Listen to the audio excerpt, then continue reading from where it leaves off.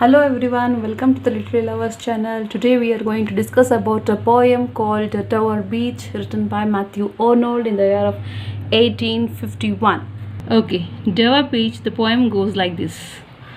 The sea is calm tonight, the tide is full, the moon lies fair. Upon streets on the French coast, the light gleams and is gone. The cliffs of England stand glimmering and vast. Out in the tranquil bay, calm to the window, sweet in the night air.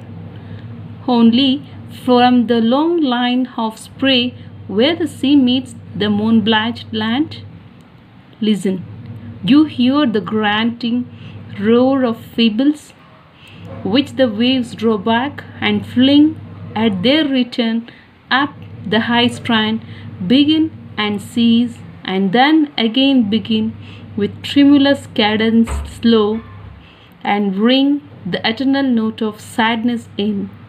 Sophocles long ago heard it on the Aegean, and it brought into his mind the turbid ebb and flow of human misery.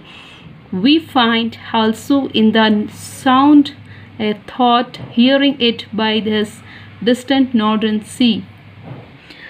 The sea of faith was once too at the full, and round earth's shore lay like the folds of a bright girdle furled, but now I only hear its melancholy long withdrawing roar, retreating to the breath of the night wide, down the west edges drear and naked shingles of the world. Oh love, let us be true to one another, for the world which seems to lie before us like a land of dreams, so various, so beautiful, so new, has really neither joy nor love, nor light, nor certitude, nor peace, nor help for pain, and we are here as on a darkling plain. Keep in mind this word, darkling plain, swept with confused alarms of struggle and flight, where ignorant armies clash by nights. So this is a poem where it returns at the time of the honeymoon of this Matthew Arnold, when he is with his wife, because we get a reference here in the first stanza. So let's go to the poem. This poem is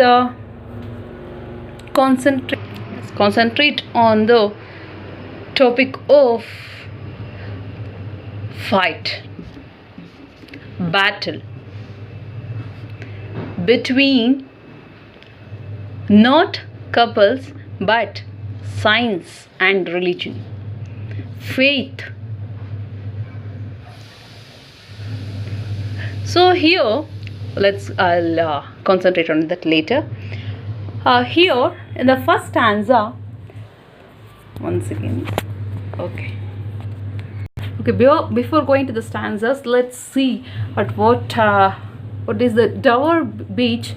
It exists between England and French, and he is speaking French coast, so he lies England in the England side.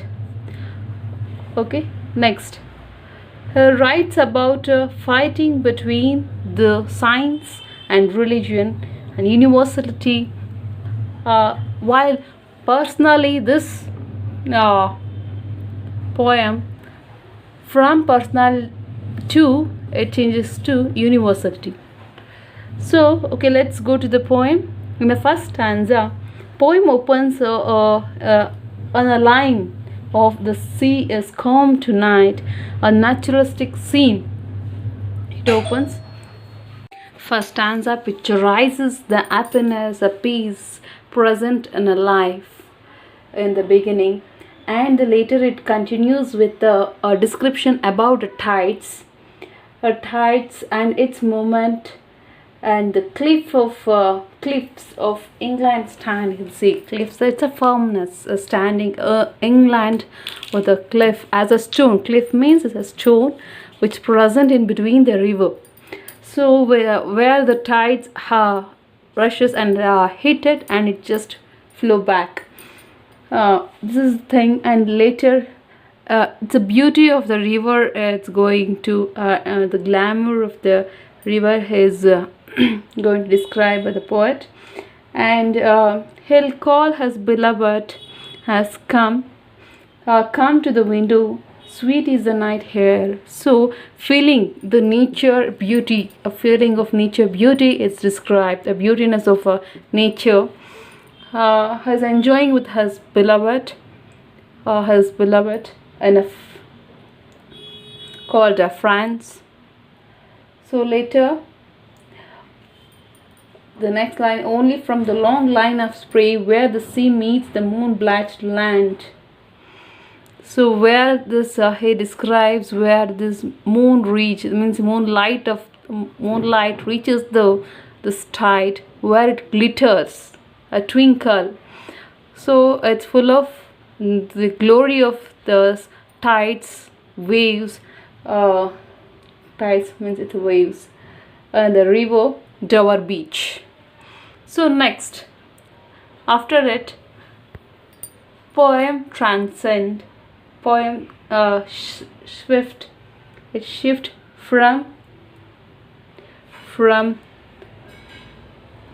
ecstasy to sorrow.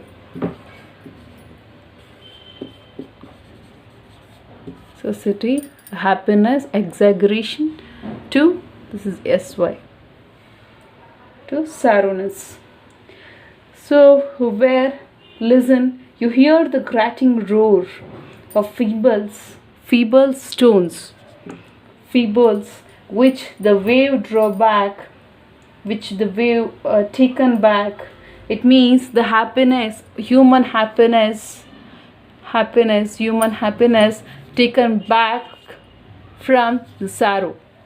Here, see, referring to this tides, the function, the action of the tides. It's representing as this modernity, a changeness, not modernity, it's a changeness, which is taking back the beauty or naturalistic thing. So here, faith is fighting against the scientific word. So here, feebles which the wave draw back and fling at their return up the high strand, begin and cease and then begin. It means this happiness, it's taken back by the sorrow of life. Happiness, this the naturality, it's taken by the artificiality. Materialism is taking back the naturalism. These are the many things which is here. And the alienation effect, loneliness. These are the main theme of the poem. And next poem, the sadness creeps in and speaker reminded how scientific discovery changed the notion about the nature. And second stanza, that is starts begin with the Sophocles, who is famous for a tragic writer. So Sophocles long ago heard it, the Aegon, it means he know the pain of suffer, the eternal truth of sadness. He speaks about the eternal truth of sadness and the truth of present universality. So here he speaks about Sophocles who is already heard this sound, and he says, see this, and it brought into his mind the turbid ebb and flow of human misery.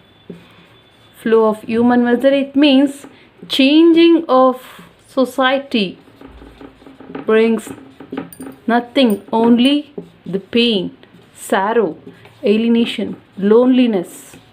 So these are the things which is negative of life. Here poet is not agreed of changing or changes made in the literature or changes brings in the religion. This poet is against to this. So he says that human misery is just come, and the flow of the human misery enters into the life of the human, and find also the sound of thought, hearing it by this distant northern sea. Here sea, it's sea of faith. They'll see that it means they'll see, it's represent, see here represent many things. See as one, it's represent a trust in religion and institution eroded by a host of changes in 19th century.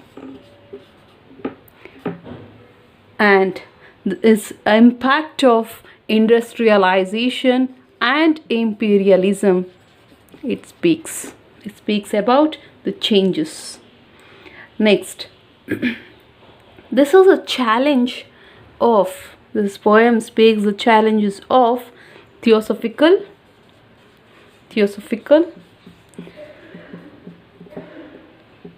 as existential and morality challenges. As the society change, morality of human is also change. So here next stanza, it's the sea of faith was once too at the full and round earth's shore,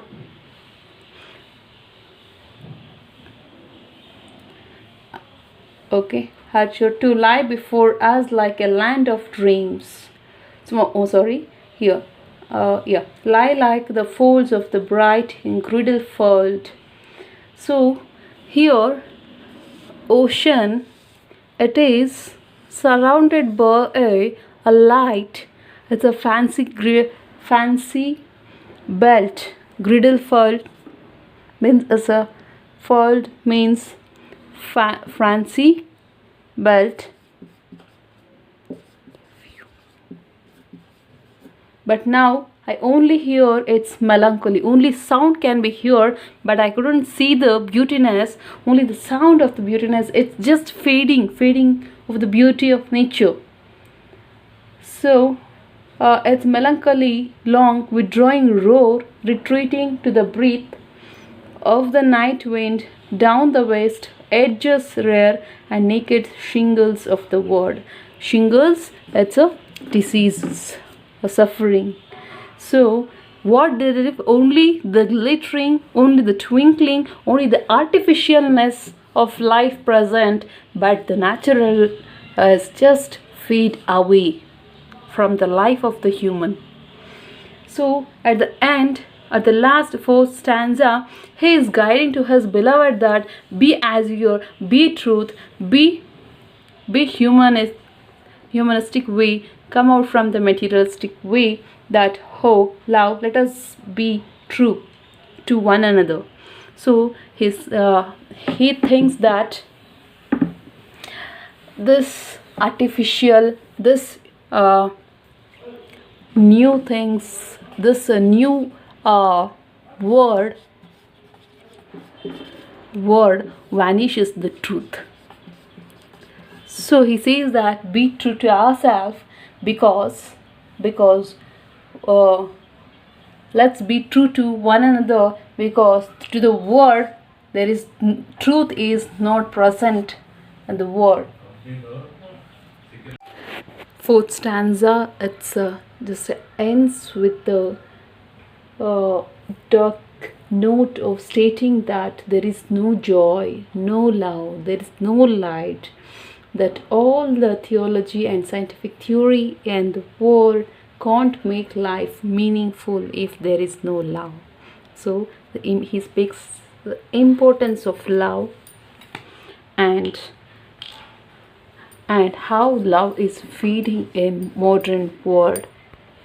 Also, he speaks that there is an opposing of ideology, fight between age and youth, and also selfish and political force. There is a terrible picture of a society is present at the end of the poem. He speaks the feeling of escapism is also present, and he says that darkling plain, it means in the sentence like this: we are here as on a darkling plain, swept with confused alarm of struggle and flight. So it means struggling, suffering, flight, it's not a fight, flight, escape. So here confusions. So darkling plain means a dark and ugly world. So we are in this world, but we should never forget our love.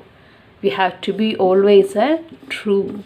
So friends, this poem, it's not speak about only on this 19th century, but it also refers to the further century, that is 21st century also. So there is a life which is being a materialistic loneliness, or must be turned back, must be taken back to this naturalist and love, faith and truth. So this is a message of giving by Arnold, that we have always be true to oneself, to both, to one another means to both. So it should be present in both. Okay, thank you.